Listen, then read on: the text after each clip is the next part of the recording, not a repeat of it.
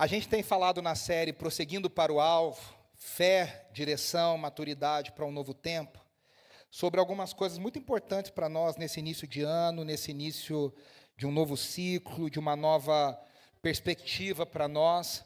E na primeira semana nós falamos no texto de Filipenses 3, que Paulo fala que ele se esquece das coisas que para trás ficam. E nós falamos sobre o que fica para trás, o que nos prende, o que muitas vezes nos amarra, o que muitas vezes nos impede de seguir o que Deus quer de nós. E na semana passada nós falamos sobre seguir para frente, sobre andar com intencionalidade, sobre caminhar em direção a um alvo com intencionalidade. Obrigado. Com intencionalidade. Essas mensagens estão lá no nosso Spotify. Eu achei muito bonitinho, só um parênteses. O Nicolas agora está começando a falar com a Alexa, lá em casa, né? Agora, antes de falar com Deus, fala com a Alexa. Brincadeira. Está falando com a Alexa lá. Aí hoje a gente fala, né, Alexa, tocar não sei o que lá no Spotify. Aí ele falou assim, Alexa, tocar a música da Patrulha Canina no Potifar. A referência que ele tem era José com Potifar. Ele falou, no Potifar. Aí eu falei, não, filho, não é Potifar, é Spotify. Aí ele, Spotify. Mas ele falou, a Alexa pensou, esse Potifar, eu não estou sabendo quem é. Mas cada um na sua referência, né? E aí, está lá no Spotify, Potifar, e está lá no YouTube, no nosso YouTube também. E hoje, o resumo do que eu falei na semana passada é o seguinte, né? A fé cristã, basicamente, não é uma fé, obrigado mais uma vez, não é uma fé estática, que a gente acha que a gente chegou na promessa e fica lá, tem gente que acha que fica lá plainando na promessa de Deus, na vida de Deus, e que é uma vida ali parada, e não é. Estar na presença de Deus é esforço. Eu não sei quem já fez RPG aqui na sua vida, né? RPG é um negócio estranho que inventaram, que parece que você está parado, né, que a reeducação postural global, parece que você está parado, parece que não está fazendo nada, mas você sai de lá morto, porque a tua postura é toda, para ficar do jeito que eles pedem, você faz muita força. A gente aprende que até para fazer a postura correta que a gente tem que fazer, a gente gasta energia. Esses dias eu falei para a Andressa, né, que ultimamente a vida está tão difícil para todos nós, que só existir está gastando energia. Só respirar, você está gastando energia, né? Você fala, nossa, estou cansado, não fiz nada, porque só viver hoje, só para você respirar, você está gastando força. É aquela famosa história, né? Existir é uma resistência hoje. E a vida cristã, ela é uma vida que ela exige de nós força. Senão, nós somos levados, achando que estamos parados. Não, estou aqui de boa. O estar parado te faz estar atrasado na vida cristã. Para você permanecer perto do coração de Deus, por isso que a gente falou, é o meu compromisso. É um esforço do nosso coração. É um esforço da nossa vontade.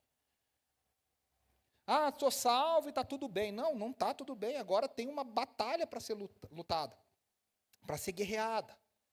Tem uma vida para ser vivida na presença de Deus, e isso exige de nós força, intencionalidade, disciplina. E hoje eu quero falar de outra expressão de Paulo em Filipenses 3,14, que ele fala, agora eu prossigo para o alvo. Essa é uma outra, acho que eu já contei essa história aqui, né? Uma vez eu estava pregando lá em Poços de Caldas, lá na nossa igreja de Poços, nas férias de janeiro, e eu estava pregando e eu falei, porque Deus quer, e lá na igreja, é no centro da cidade, né? Quem já foi lá conhece, é no centro da cidade, então entra muito bêbado na igreja, muito morador de rua, muito bêbado dentro da igreja. E aí um dia eu estava pregando e o bêbado começou a vir assim, foi vindo, e sentou bem na frente. Aí os diáconos tentaram abraçar, ele falando alto, assim, ele estava com uma latinha de Sprite que não tinha qualquer coisa menos Sprite naquela lata, e ele falava alto, assim, não sei o que lá, comentando a pregação, e eu pensando, meu Deus, o que eu vou fazer aqui, Jesus Cristo? E aí eu peguei e falei assim, porque Deus quer que a gente vá em direção ao alvo. E aí ele falou assim, esse Álvaro eu conheço, é um safado. esse Álvaro eu conheço, é um safado. A pessoa, tira ele daqui. Deus quer que a gente caminhe em direção ao alvo. Deus quer que a gente caminhe com direção, com propósito. Mas a grande pergunta que nós fazemos é: qual é o nosso alvo? Qual é o alvo que Deus quer que nós tenhamos? Tem aquelas frases de coach, mas essa é uma frase verdadeira, né? Quem corre sem saber para onde está correndo, qualquer caminho serve. Se a gente não tem um objetivo, se a gente não tem claro qual é o alvo final, a gente não sabe para onde está indo. E nós vivemos numa geração que nós vivemos cansados o tempo inteiro. Tem uma série de explicações para isso, né? A gente é bombardeado de informação, a gente é bombardeado de luzes, a gente é bombardeado com telas o tempo inteiro, a gente não descansa, a gente trabalha o tempo inteiro. Quem é workaholic, né? Como diria a outra, workaholic, trabalha meia-noite, responde. Esses dias eu estava respondendo, a Betina acordou, eu estou respondendo mensagem 4 horas da manhã. Aí teve a Madalena Molochenko, que trabalhou comigo na faculdade teológica, falou assim: o que o senhor estava fazendo acordado 4 horas da manhã? Eu falei: eu tenho uma filha de 11 meses que acorda 4 horas da manhã, Madalena, estava acordado. Né? A gente manda mensagem, a gente manda e-mail, a gente responde coisas, responde 4, 3 da manhã, a gente não para. A gente fala: nossa, não sei porque que eu estou cansado. A gente está cansado porque a gente faz milhões de coisas. A gente não desliga nunca. A gente vive nessa geração cansada, e numa geração que está cansada, mas que não para. Só que ao mesmo tempo que a gente fala de muita produtividade, a gente tem, quem trabalha no mundo corporativo sabe disso, talvez a maior confusão na nossa vida produtiva. A gente produz, mas produz errado. A gente faz, mas faz de forma errada, a gente cansa, a gente se desgasta, o processo é longo. A gente gasta energia desnecessária. A gente vive numa geração, tem aí, né, aquele filósofo oriental, aquele famoso, eu esqueci o nome dele, Yong, sei lá o nome dele, né?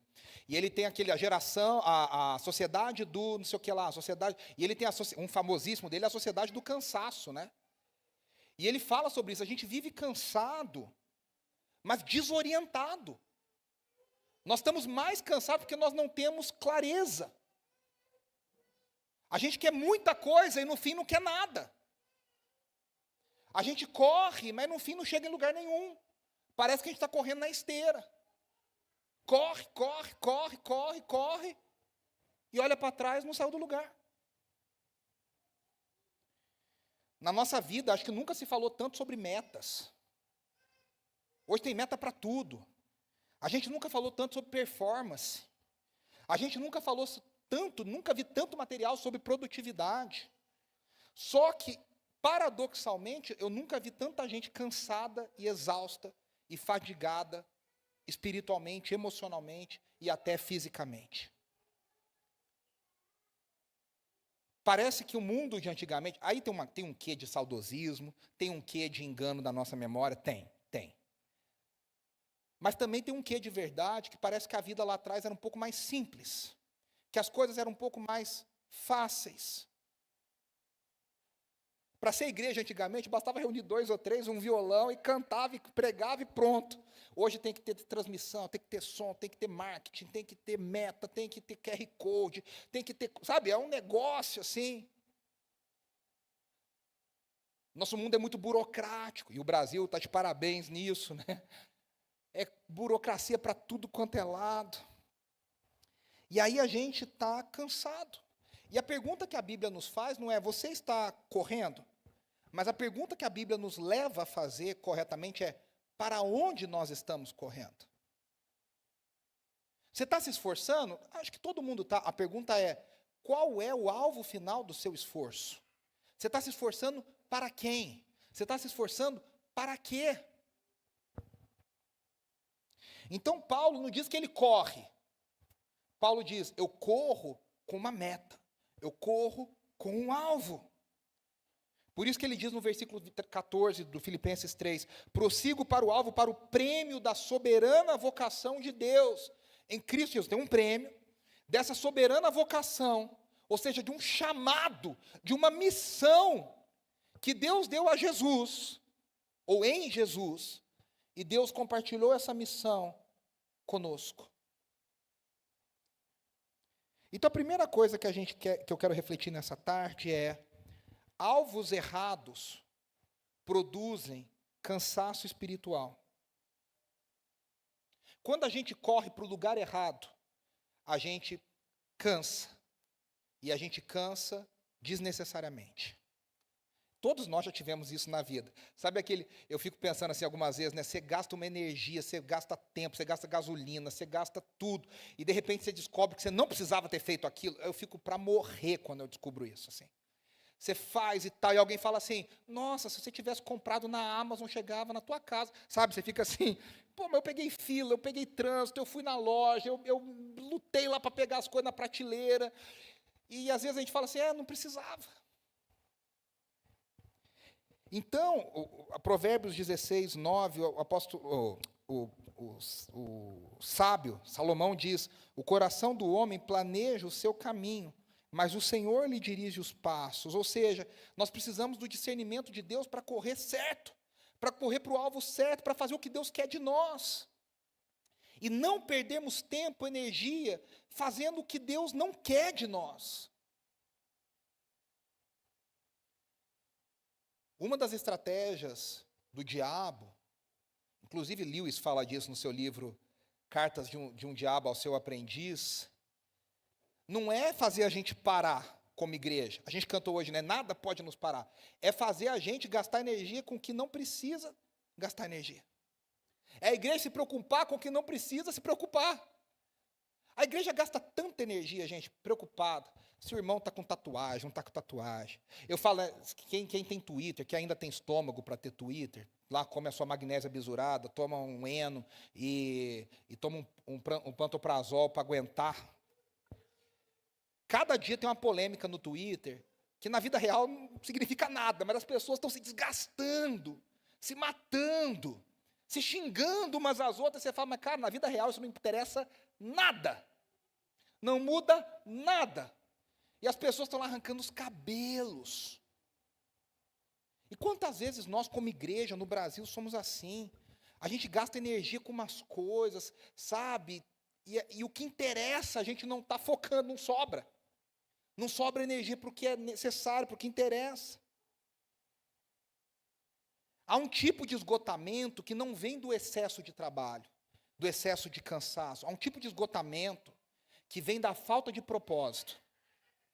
Eu não sei se você já teve um período na sua vida meio perdido, assim, ou desempregado, ou num tempo de mudança, e aí aquele tempo que eu falo que você está mais perdido que Adão no Dia das Mães, que você não sabe exatamente o que está acontecendo, que você não sabe para onde você vai, não sabe para onde você veio, de onde você veio. E aí, às vezes a gente não está fazendo nada, mas a gente está cansado porque há uma falta de propósito na nossa vida. E não tem nada pior, pelo menos para mim, do que sentir que você perdeu o propósito. Eu sempre falo isso para a Andressa: eu respeito todo mundo, todos os perfis, mas eu nunca conseguiria trabalhar com uma coisa que eu vou trabalhar e pensar: eu estou indo trabalhar só para ganhar dinheiro, porque eu não acredito em nada disso que eu faço. Eu acho que são perfis diferentes, mas eu preciso fazer algo que eu tenho certeza que aquilo tem um propósito. Eu conheço gente que já falou para mim várias vezes: meu trabalho não serve para nada, mas eu estou lá ganhando minha grana, e no final do mês está tudo bem, é isso que me basta. Conheço um monte de gente que fala isso. Eu conheço uma pessoa que ela falou assim: eu pedi demissão porque eu estava lá assim, ganhando um dinheiro, eu não fazia nada. É que ela é crente, né? Ela tem um pouco de consciência. Ela falou: ninguém me perguntava, ninguém me pedia nada, eu entrava, saía, não tinha sentido nenhum eu estar naquela empresa. Mas tem gente que fala: opa, esse é o meu emprego. Eu fiquei sabendo de um cara, também cristão, que lá em Brasília, fez carreira, concursado, entrou lá no Senado, fez uma carreira brilhante, chegou no auge da carreira dele. Aí, quando ele chegou no auge, ele pediu para voltar para a primeira função. E pelo estatuto lá, pela lei, ele não pode ter remuneração baixada. Então ele ficou com a remuneração mais alta, fazendo a coisa mais básica que existia. E ele falou: agora eu estou bem, porque agora eu estou aqui fazendo nada, tipo um office boy, assim. Ele era um começo de carreira, ganhando o que o chefão ganhava. Sei lá, tem hora que a falta de ausência, ela nos causa esgotamento. As pessoas, nós estamos cansados porque a gente fica correndo atrás de reconhecimento. A gente fica correndo para agradar as expectativas dos outros. A gente fica confundindo sucesso e propósito. Às vezes tem gente que tem muito sucesso e pouco propósito. Tem gente que tem muito propósito e quase nada de sucesso. São coisas completamente diferentes no reino de Deus. E às vezes a gente se baseia em resultado para afirmar a nossa identidade. Então, vamos falar, eu vou falar no meu caso como igreja. Ah, a igreja está cheia, a igreja é grande, a igreja é boa. A igreja é pequena, a igreja é ruim. Não existe essa lógica no reino de Deus. Tem muita igreja grande que é ruim, tem muita igreja pequena que é maravilhosa. Então o problema não é correr. Deus quer que a gente ande. O problema é correr para o lugar errado. E aí, o texto de Provérbios, inclusive o que nós lemos na abertura da celebração, nos lembra que tem alvos errados que eles, inclusive, drenam a nossa alma, mesmo quando são atingidos. Tem gente que chega em lugares que não eram para chegar. Tem gente que atinge alvos que não era para atingir. Tem gente que conquista o que não era para conquistar. E aí isso drena a nossa alma. Então, o esgotamento espiritual, muitas vezes, é apenas um sintoma. Quais são esses sintomas? Desânimo constante, comparação constante. Nas fases da minha vida que eu estou mais suscetível a fraqueza, a cansaço, esgotamento, são as fases da minha vida que eu mais me comparo com as pessoas. Eu já começo a saber que eu não estou muito bem quando eu começo a me comparar muito com as pessoas. Quando você tem uma frustração crônica, um pessimismo crônico. Quando você perde a alegria. Esses dias, eu não sei se para todo mundo isso é claro, eu vou compartilhar uma coisa que muito do meu coração, mas não sei. Esse dia eu estava pensando no texto que fala a alegria do Senhor é a nossa força. E eu sempre entendi esse texto como assim, né? Uma alegria que Deus dá, que é a nossa força. Eu sempre entendi esse texto assim, a alegria que Deus dá, que é a nossa força. Ou alegria em Deus, que é a nossa força. A grande questão é que eu acho que esse texto fala mais, e eu estava refletindo sobre isso, que quando eu me preocupo em viver de uma forma que Deus esteja alegre comigo, e com aquilo que eu estou fazendo, e eu estou preocupado com a alegria de Deus, isso é a minha força. Deu para entender a diferença? Quando eu quero que Deus esteja alegre, quando eu quero que Deus esteja satisfeito, quando eu quero que Deus esteja feliz, e não o contrário, porque senão parece que Deus está olhando para a gente e falando, meu Deus, eu tenho que ficar feliz, eu tenho que ficar alegre, eu tenho que ficar satisfeito, a gente parece que Deus tem que ficar preocupado com as nossas necessidade, não que ele não esteja, mas como se isso fosse uma coisa muito importante para ele. E eu acho que é o contrário. Que a gente evite, meus irmãos, nesse ano e daqui para frente, correr atrás daquilo que Deus não nos chamou para fazer. E às vezes são coisas boas. Eu me lembro de um exemplo que um autor que eu gostava, eu li há muitos anos atrás, nunca mais li, mas eu li ele há muitos anos atrás. Ele está nativo até hoje, chama John Bevere. E o John traz uma comparação que é interessante. Ele diz, no juízo final, eu e você não vamos ser cobrados por aquilo que nós fizemos ou deixamos de fazer. Nós vamos ser cobrados por aquilo que nós somos chamados para fazer e fizemos ou não fizemos. Que às vezes a gente vai falar para Deus assim, Deus, mas eu fiz uma coisa maravilhosa. E Deus vai falar, mas eu não te chamei para fazer isso. Não é se a coisa é boa ou se a coisa é ruim. É se Deus nos chamou para fazer aquilo ou não. Que eu e você, que a gente busque em Deus o que Deus quer de nós, enquanto indivíduos, enquanto famílias, enquanto igreja local, que essa seja a nossa pergunta. E aí, meus irmãos, tem uma coisa muito interessante, que é o livro que mais impactou, eu acho, a teologia contemporânea nos últimos 10, 15 anos, que é um autor chamado James K.A. Smith. E ele tem um livro chamado Você é Aquilo que Ama, e depois ele desenvolveu isso numa trilogia chamada Desejando o Reino, Imaginando o Reino e Aguardando o Rei. É um livro difícil de ler, denso, linguagem teológica difícil, mas o James Smith basicamente vai dizer o seguinte. Ele é muito influenciado por um outro filósofo chamado Charles Taylor. E o Charles Taylor fala sobre secularização. Secularismo. Que é o quê? Uma sociedade que não acredita mais no sobrenatural. Uma sociedade que colocou o sobrenatural de lado. Charles Taylor não está nem falando do Deus cristão evangélico. Ele está falando do divino, do sobrenatural, da transcendência. Dessa sociedade que, como Nietzsche já havia previsto, falou para Deus que Deus não precisava viver mais, que Deus podia morrer, porque a sociedade sozinha se bastava. Quando Nietzsche disse Deus está morto, não é que ele queria que Deus estivesse morto, é que ele entendeu que a sociedade caminhava para um momento onde a sociedade viveria como se Deus estivesse morto. E o James Smith diz uma coisa muito interessante: o cristão, ele é alguém que ama a Deus, ou deveria amar a Deus tão profundamente, deveria amar o reino de Deus tão profundamente, que tudo que ele faz é para perseguir o reino de Deus. Parece muito simples eu falando assim, é que o negócio se desdobra. Porque ele vai dizer, todo mundo tem um alvo na vida. Todo mundo nasce com um alvo no coração. Todos nós temos. E ele diz, como é que você descobre esse alvo? Fazendo uma pergunta sincera para você mesmo. Qual é a sua ideia de uma vida próspera? Eu fui no velório esses dias atrás do pai do nosso irmão Adilto, que toca aqui com a gente várias vezes, o pai dele faleceu essa semana. Aliás, lembrar de orar pelo Adilto, pela família, pela mãe, que está muito doente também, pelo irmão. E lá no velório, quem fez foi o Cris, lá da Fonte de Sicar, nosso irmão, colega. E aí ele abriu para a família falar, e é interessante que no velório você percebe os valores da família, né? Todos eles, os 2 filhos, a viúva, os amigos, todo mundo falou, porque o senhor, nossa, ele era muito trabalhador, porque ele era muito trabalhador, porque ele foi o provedor da nossa família, porque ele trabalhou a vida inteira, porque ele proveu a vida, mas falaram isso assim umas 20 vezes. O que mostra que para o falecido, trabalho era um valor fundamental. Tem gente que é assim, a pessoa não precisa ter R$1 no banco, se ela tem dinheiro para comer fora, ela está feliz. Tem gente que precisa dormir em cima da... Aliás, esses dias estão aparecendo umas pessoas aí no Brasil assim, né? A pessoa guarda dinheiro vivo dentro de casa, porque ela tem que dormir em cima do dinheiro.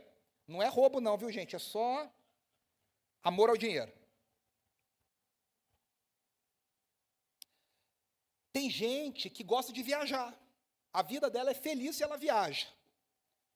O fato é, cada um de nós tem um alvo na vida que diz assim, se eu fizer isso, se eu atingir isso, a minha vida vai ter sentido e eu vou ser feliz.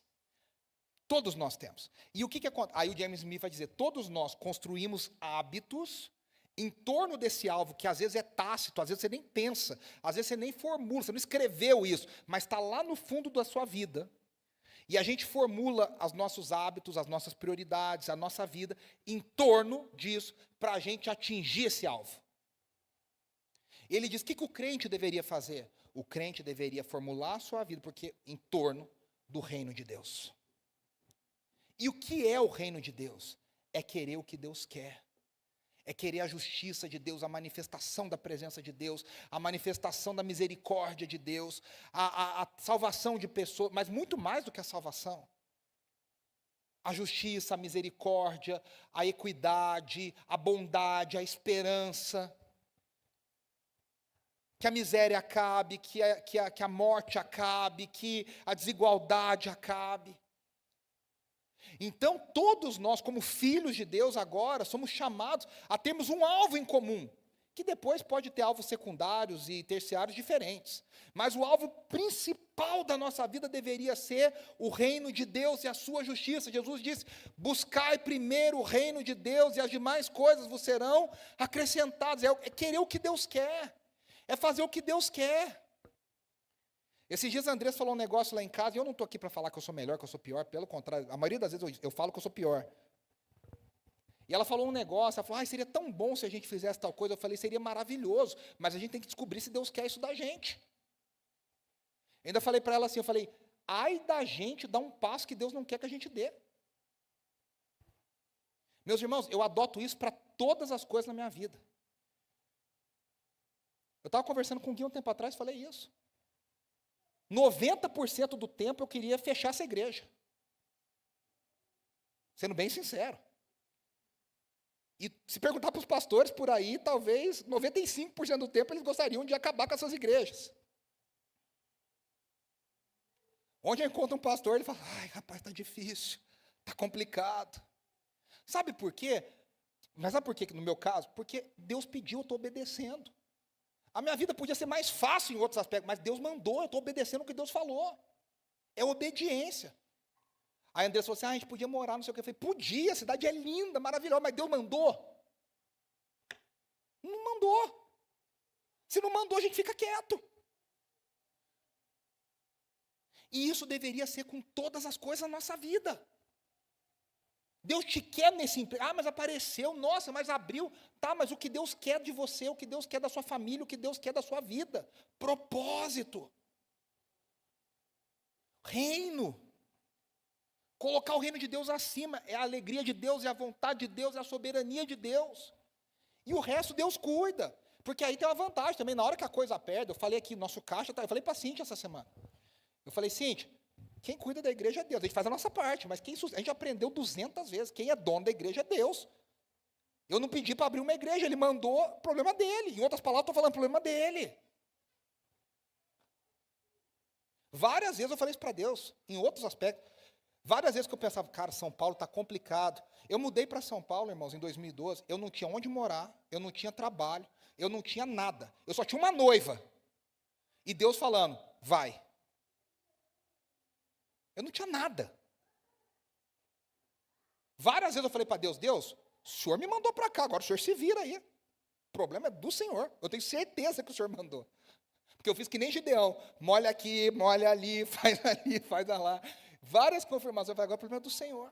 Então, meus irmãos, para a gente terminar, quando a gente coloca o alvo, que é o coração de... O que é o problema? O problema é que nós vivemos, no Brasil, de forma geral, um evangelicalismo secularizado.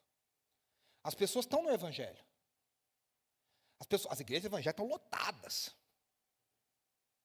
Brigando para ver quem atrai. Agora tem uma briga aqui em São Paulo para ver quem que rouba mais de quem do outro. O que era de lá abriu aqui, agora quem sai dali vai para lá. Aqui tem fogo de artifício, aqui tem dízimo em promoção, aqui tem estacionamento não sei do que, aqui tem água saborizada, aqui tem não sei o que lá. E as pessoas descobriram que o evangelho é uma ferramenta para elas atingirem o que elas querem. E que Deus faz o que elas querem. Mas a gente não está buscando o que Deus quer, está buscando o que a gente quer. Essa equação está errada se eu estou buscando que Deus faça o que eu quero. Se a minha preocupação, meus irmãos, vamos ser bem sinceros, se a preocupação nossa é chegar no final da vida com uma conta bancária boa, bem aposentado, com a família, se a preocupação é essa, todas essas coisas são justas, se elas forem coisas secundárias e terciárias na nossa vida. O alvo principal não pode ser esse. Eu não posso viver para ter uma conta bancária para eu chegar na velhice bem. Eu não posso viver para deixar uma herança para os meus filhos. Tudo isso é justo. Mas se isso for o primeiro lugar do nosso coração, está errado. Eu preciso viver não para ter uma rede social que bomba, não para ter um esposo, uma esposa, um filho, uma filha para mostrar para os outros, não para colocar meu filho no colégio melhor. Tudo isso é legal. Mas isso não pode ser o que move o nosso coração. Eu preciso no meu coração perguntar o que Deus quer de mim, o que Deus quer das nações, o que Deus quer do Brasil, o que Deus quer da igreja brasileira. Meus irmãos, isso queima no meu coração há muitos anos, desde a minha adolescência. Essa semana a gente estava arrumando os livros lá em casa, e eu falei para a Andressa, meus pais tinham, e eu li com 11 e 12 anos, eu não sei exatamente, entre 10 e 12 anos, eu li 3 livros entre 10 e 12 anos, que foram 3 livros que mudaram a minha vida completamente. O Refúgio Secreto, de Corrie ten Boom, O Contrabandista de Deus, do irmão André, e A Cruz e o Punhal, de David Wilkerson.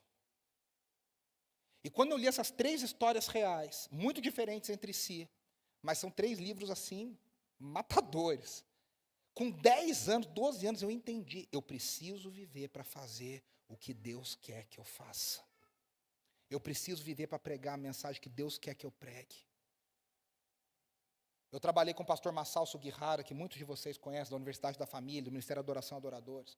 E o Massal falava isso direto, ele dizia, eu sempre falo para os meus filhos, vocês não precisam ir primeiro para a faculdade, depois vocês vão servir a Deus. Se Deus chamar vocês, vocês vão servir a Deus aonde quer que Ele queira. Nem que vocês não precisem fazer uma faculdade. Porque senão se torna... Tudo bem que a faculdade, às vezes, é uma ferramenta importantíssima. O que ele estava denunciando é, será que a gente crê em Deus mesmo ou a gente primeiro fala, primeiro a faculdade, depois você vai servir a Deus? Eu conheço muito missionário que falou isso. Meu pai falou, você forma primeiro, depois você vai servir a Deus. Aí o cara falou, eu fui lá, fiz um diploma, depois fui para o campo. Tudo bem que hoje, no mundo de hoje, a faculdade abre portas. Mas a gente precisa ter no coração, queimar no nosso coração. Eu quero chamar a equipe de louvor aqui, inclusive. O que é o importante é o reino de Deus.